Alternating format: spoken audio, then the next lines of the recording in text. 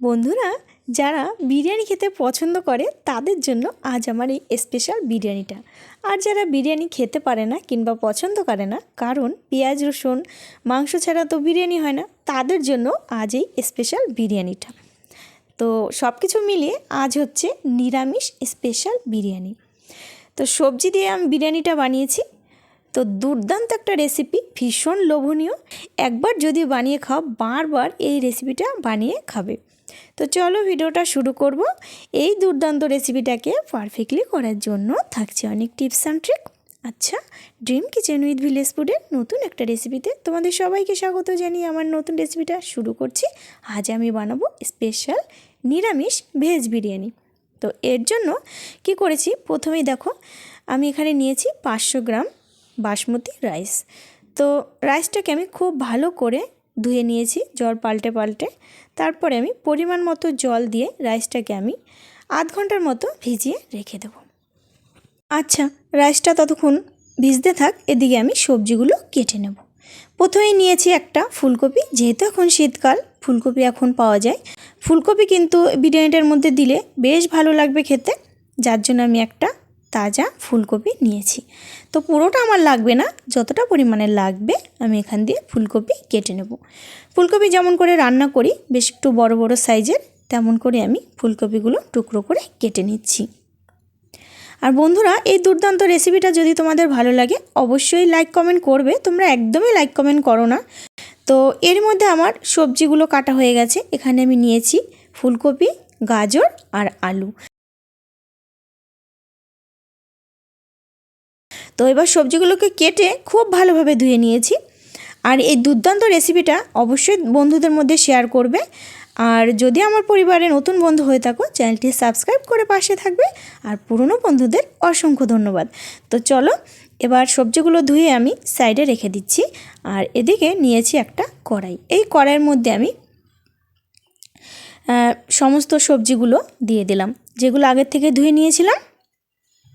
আচ্ছা, এর মধ্যে তোমরা বিনস কিংবা ক্যাপসিকাম এই দুটো অ্যাড করতে পারো। তো সেগুলো আমি অতটা ভালো খাই না, যার জন্য দেইনি, তোমরা কিন্তু দিতে পারো। আর এই সবজির মধ্যে এবার দিয়ে দিলাম কিছুটা ফ্রেশ ধনেপাতা কুচি, দিয়ে দিলাম শুকনো লঙ্কা, কাঁচা লঙ্কা একসঙ্গে বেটে নিয়েছি, দিয়ে দিলাম পরিমাণ মতো সব কিছু দিতে হবে, জিরে বাটা, আদা বাটা। আচ্ছা, এবার দেবো স্বাদ অনুযায়ী লবণ। এবার দিয়ে দেবো কিছুটা কাঁচা সর্ষের তেল।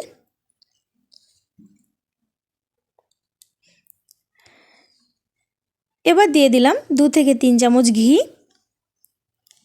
আচ্ছা, এবার দেবো আমি সানরাইজের বিরিয়ানি মশলা।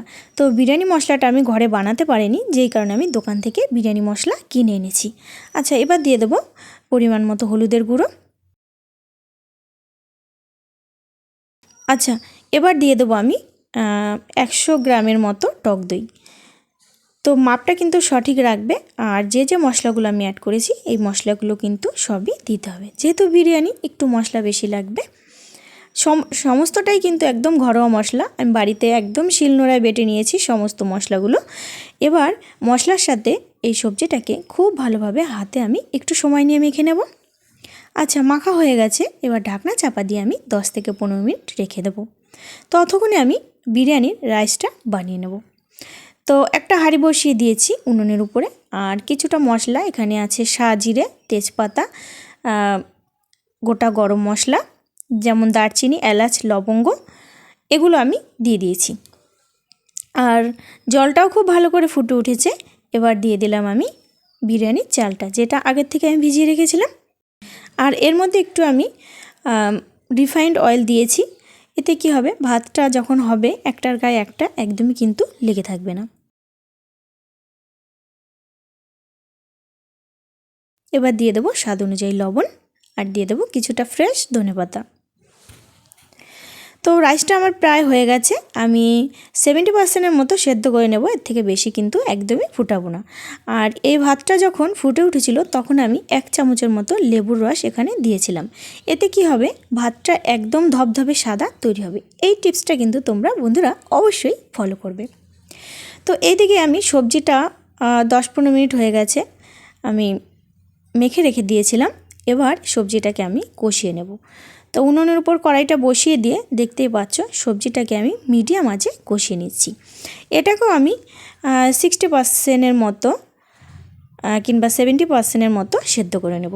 তো ঢাকনা চাপা দিয়ে আমি সবজিগুলো কষাবো।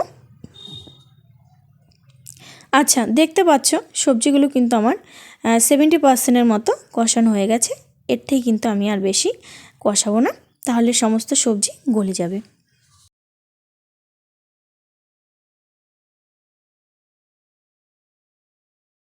আচ্ছা, এবার আমি বিরিয়ানিটা এই পাত্রটার মধ্যে দমে বসাবো, যার জন্য পাত্রটাকে একটু গরম করে নিয়েছি। এর মধ্যে দিয়ে দিলাম 3 থেকে 4 চামচ রিফাইন্ড অয়েল আর দিয়ে দিলাম 3 থেকে 4 চামচ ঘি।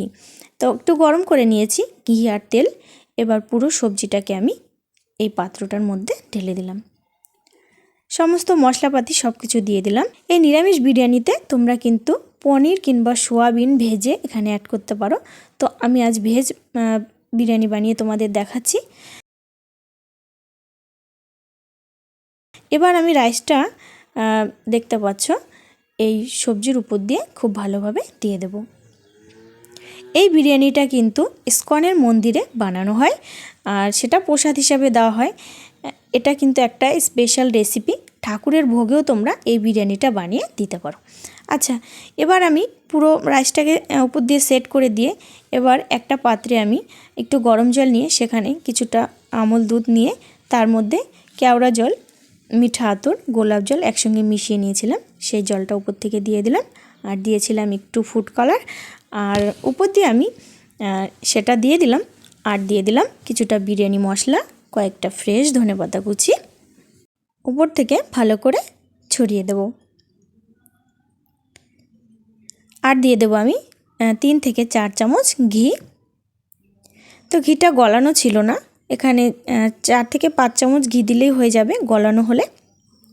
এবার আমি চারদিকে সিল করার জন্য আগের থেকে আটা মেখে রেখেছিলাম। এই আটাটা এই পাত্রটা চারদিক দিয়ে লাগিয়ে দিচ্ছি। তারপরে খুব ভালো করে আটকে দেব। আর তোমাদের কাছে সিলভার ফয়েল পেপার থাকলে সেটা দিয়ে করে নিতে পারো। এইভাবে আমি দমে 30 মিনিটের মতো রেখে দিয়েছি। যেহেতু আমি ঘুঁটে দিয়ে রান্না করেছিলাম, উনুনে বেশ আগুন ছিল, তো একবারে জাল দিতে হয়নি। তো 40 মিনিট বাদে ফিরে এসেছি। 30 মিনিট আমি দমে বসিয়েছিলাম আর 10 মিনিট আমি রেস্টে রেখে দিয়েছি। তো বন্ধুরা, দেখতেই পাচ্ছ একদম ঝরঝরে সুগন্ধযুক্ত বিরিয়ানি কিন্তু রেডি। তাও আবার নিরামিষ বিরিয়ানি, যে কেউ রেসিপিটা খেতে পারবে। আর এতটাই স্বাদ হয় খেতে যে একবার বানালে সে আরেকবার বানিয়ে না খেয়ে পারবে না। তো গন্ধেই আমার জিভে জল চলে এলো। যাই হোক, আর সমস্ত রাইসটা যেমন ঝুরঝুরে হয়েছে আর পুরো সবজিটাও কিন্তু খুব ভালোভাবে সুসিদ্ধ হয়েছে। তো এবার আমি বিরিয়ানিটাকে সার্ভ করব। আচ্ছা, একটা প্লেটের মধ্যে বিরিয়ানিটাকে এবার তুলে নিচ্ছি। দুর্দান্ত গন্ধ বেরিয়েছে, আর বসে থাকতে পারছি না। এই দুর্দান্ত রেসিপিটা অবশ্যই কিন্তু তোমরা বন্ধুদের মধ্যে শেয়ার করবে। আর তোমাদের রেসিপিটা কেমন লাগলো অবশ্যই কিন্তু কমেন্ট করে জানাবে, লাইক করবে। তোমরা কিন্তু একদমই লাইক কমেন্ট করো না। তোমরা লাইক কমেন্ট করলে কি হয়, নতুন নতুন ভিডিও করার ভীষণ উৎসাহ বাড়ে। তো আমরা বিরিয়ানিটা কিন্তু একদমই নিরামিষভাবে খাবো না, তাই উপর দিয়ে আমি একটু বেরেস্তা আগের থেকে ভেজে নিয়েছিলাম সেটা ছড়িয়ে দিলাম। আর একটু চিকেন কষা বানিয়েছি বিরিয়ানিটার সঙ্গে খাওয়ার জন্য। তো এটা মুখরোচক হিসাবে, নাহলে বিরিয়ানিটা কিন্তু এমনিতেই খাওয়া যায়, এতটা স্বাদ হয়েছে খেতে। অবশ্যই তোমরা একবার হলেও বাড়িতে কিন্তু রেসিপিটা ট্রাই করো। তো বন্ধুরা, নতুন একটা রেসিপিতে নতুন একটা দিনে তোমাদের সাথে দেখা হবে। ভালো থেকো, সুস্থ থেকো, বাই।